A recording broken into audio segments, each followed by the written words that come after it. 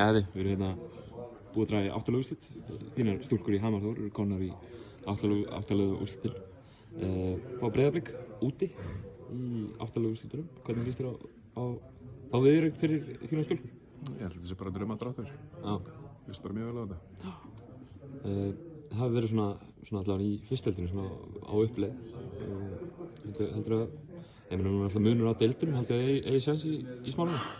Eins og ekki séns, það er bara fínt að fá að máta sig við úrvalsdeildina því að á endanum hlýtur að vera markmið að spila þar.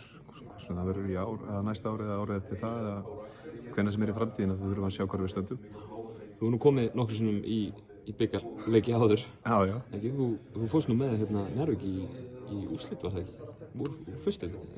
Nei, við vorum í efstu. Það var í efstu þá, Já, við náðum ekki sigurleik í deildinni en fórum alla leið í úrslit á móti Keflavík í hörkuleik. Mikil, myndirðu segja að það væri svona einhver bikarorka sem fylgdi þér? Ég þarf að hallast að því. Ég var alveg til að kannski svitsa þessu yfir bara deildarorku á einhverjum tímapunkti. Alveg að lokum, ætlaði að styrkja liðið eitthvað fyrir komandi átök? Já, við erum sem sagt búin að setja okkur í samband við leikmann og erum bara að ganga frá þeim málum. Frábært, takk.